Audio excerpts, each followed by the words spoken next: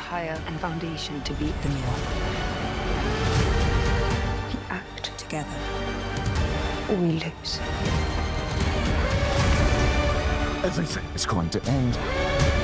She is the only one who can stop it. Tell me, was this part of your plan? Hello, Anthony Vega for Marvel Latin News. Thank you for your time. Thank you. I want to go straight to the point with the questions. So I want to start with you, Terrence, and then cash in because questions are going to be for both of you. So to make this situation work, we're going to do it like that, okay? Great. So my first question is, you play two versions of the same legacy.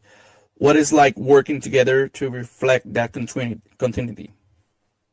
You're talking to me about playing with myself? Yeah, both of you. Or are you asking about?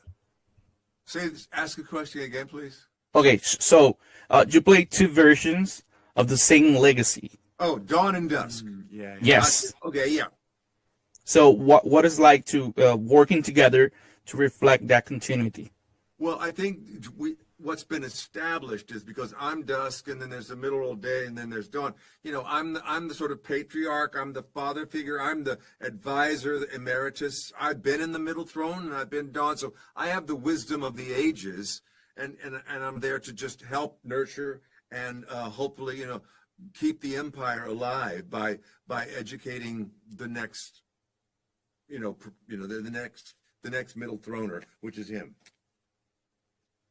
I think from my point of view, I find the interesting thing is it's like being, as much as it's in the show, I think it's in real life. You look at your family and go, well, what do I want to copy?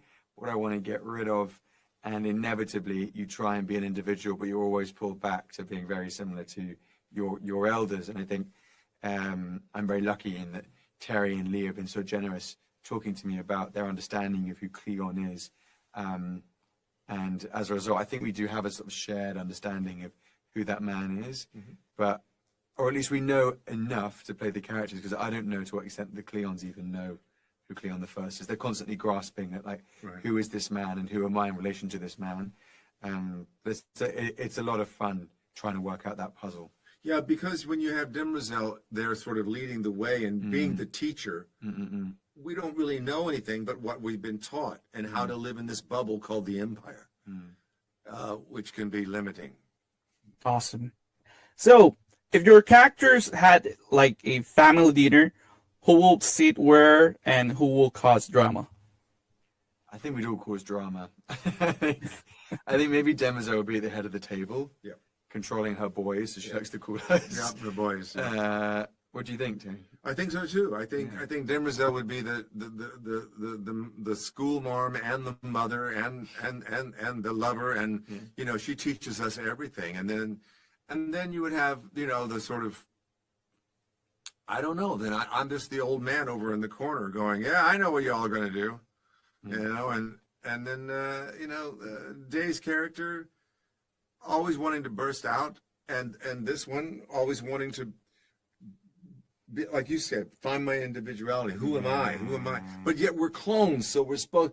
But the thing of it is, when we start this whole journey with season one, even already we're tainted. You know, the DNA has been spoiled to a degree, so we're changing.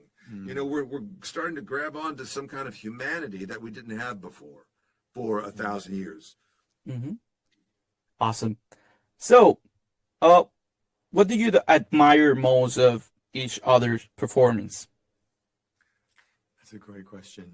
I'll jump in straight away because that's come complete. I already had this front of mind.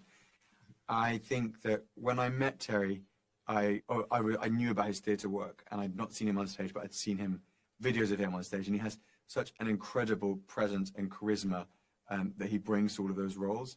I think what's so dazzling about him this season especially is you see all the different colors of Dusk, which is at one point this like really charismatic statesman. He's able to welcome Ambassador Quent to the palace and be kind and generous to her and almost flirtatious.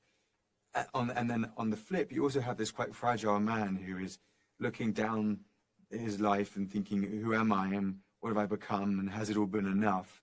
And at the same time, there's someone who's very fearful and that manifests itself in like terror and also aggression.